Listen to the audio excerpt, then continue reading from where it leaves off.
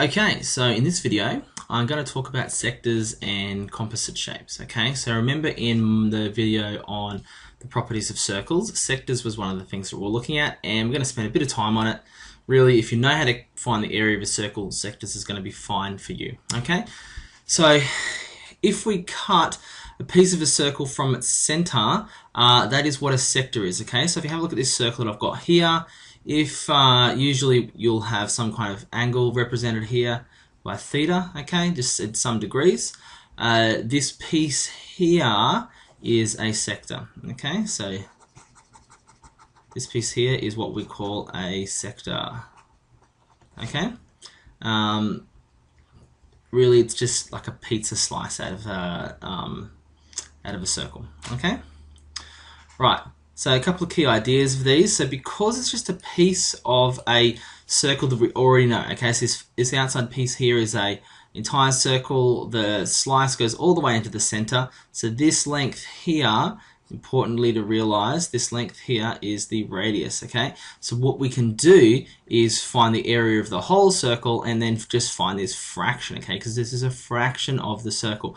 You might have seen this in some of your worksheets already when you're finding areas of semicircles and quadrants because they're quite easy, halves and quarters, but really you can find the area of any sector of a circle, okay? Right, key ideas. So to do this, you calculate the area of a sector by calculating the fraction of the area of a whole circle with the same radius, okay? So to find the fraction of a circle that your sector is, you've got theta over 360. This theta here is the angle of the sector, okay? And so then, like, you could find that fraction first and then put it into the area formula, but it's much easier to just do it all in one hit.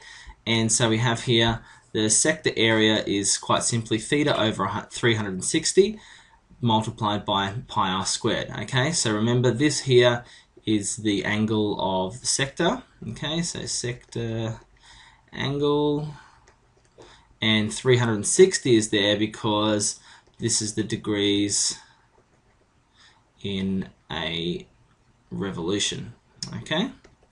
All right, so times pi squared, and this thing here is just the area of a circle. All right, we've used that before. Okay, a couple of examples just to see how this works, because that's really the best way to go about it. Okay, so we've got this sector here that has a radius measurement here of 2 centimeters. So here's our radius, all right? Extends all the way out, and we're told that it sweeps across 120 degrees. All right, so there's the two variables that we need to worry about. So we've seen above that the area of some sector is going to be equal to the degrees of the sector over 360 times pi r squared. Okay, now in your calculators you guys can chuck this all in one hit, okay? But so the second stage is going to be substitution. So here's our theta, here's our angle that it sweeps across. So 120 divided by 360 multiplied by pi, now our radius 2 centimeters, 2 squared, okay? So you can put that all in your calculator at one hit and you will end up with 120 over 360 pi times 2 squared is 4.19 centimeters squared. Okay, so it's as simple as that, remembering this formula, but really the remembering part is the pi r squared. You should be able to realize that we're finding a fraction of the regular area. Okay, right, have a look at another one that's sort of a bit larger. Now for this example here, a piece has been taken out of a hole, and so it's the larger part that's left over that we need to find. Okay, now we've been given a radius measurement here of 5 meters, okay, and a 70 meter sweep piece here taken out. So first you might want to find the angle. So theta for our calculations is not going to be 70, it's going to be the rest of it. So theta we want to find out first will be equal to 360 degrees minus 70 minus 70 degrees. Okay, so I'm getting the 360, which is the whole revolution, minus this little piece, is going to give us 290 degrees for the leftover part here. Okay, so therefore the area of our sector piece is going to be equal to theta over 360 multiplied by pi r squared. So now we have 290 over 360 times pi times 5 squared. Which, if you just put that all into your calculator straight up, makes life so much easier for yourself. So 290 over 360 times pi times 5 squared is 63.27. So I've got 63.3 meters squared. Okay, so finding the areas of these sectors is as simple as that. Okay, right, I just want to move on quickly in this video as well, covering areas of composite shapes. I realize I haven't really touched that in some of the other videos. I'm just going to have a look at it now. It kind of belongs here in the work that you'll have to do this term.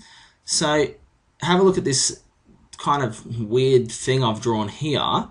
When we're finding the area of these composite shapes, so composite means things that have been put together, so different shapes have been put together to make this shape here.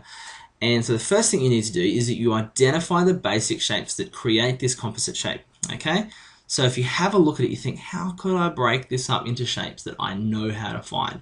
I don't know how to find the shape of a weird circle thingy with a right angle. So have a look at it and you just sort of, I don't know, just draw some straight lines around the place and see what you can find.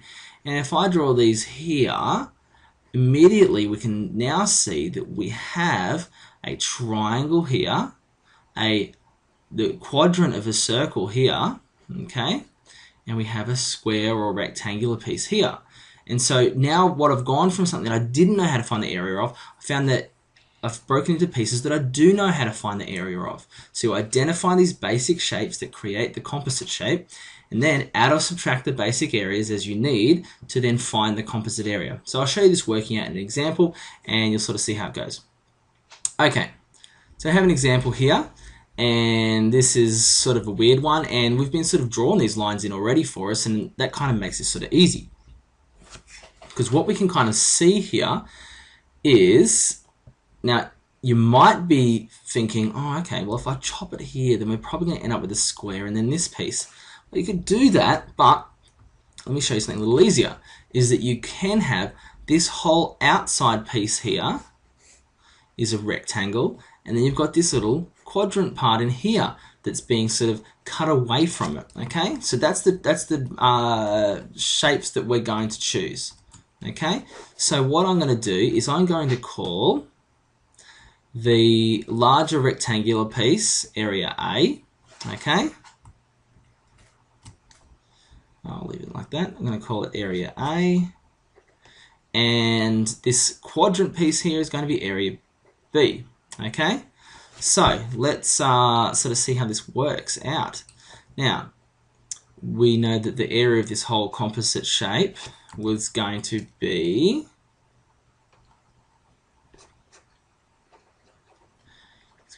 area A, which is the large rectangular piece, minus area B, which is this smaller quadrant here. Okay, so it's the outside rectangle minus this quadrant of a circle here. Okay, so the area of a rectangle, we know that is going to be the length multiplied by the width of that rectangle minus the area of this quadrant.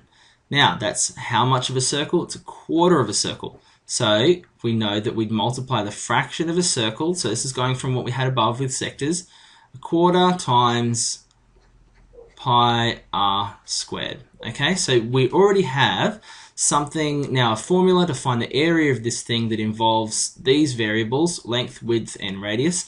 They're all things that we have. Okay, so let's have a look at our external rectangle. So we've got the length is 20 times 10 is the width minus a quarter pi. Right, our radius. What's the radius of this thing here? Well, we've got a whole bunch of right angles, so we can say with confidence that this radius measurement here, okay, so this is the radius measurement, we can say quite confidently that it is 10 millimeters. So 10 squared. Okay, now you might be tempted to find them out separately, and that's fine. If you want to do it that way, that's okay. But with the calculators you guys have got, you can literally write this entire string of maths into it, okay, and not be worried about making errors of copying numbers across. So I'm just going to pop that straight in my calculator, and we'll have 20 times 10 minus a quarter times pi times 10 squared, and I'm going to get 121.5. 121.5 millimeters squared. Okay, so essentially that is what you do with these composite shapes. Break them up to different pieces, sort of figure out what you're going to have to do, and then put the formulas in, shove the numbers where they're supposed to go, and put it through your calculator, okay? The hardest part here is this first step, figuring out what your different basic shapes are going to be and how you're going to use them, okay? Thanks for watching this video. Have a go at some of the examples, and so you can come to class with some questions ready to go. Thanks.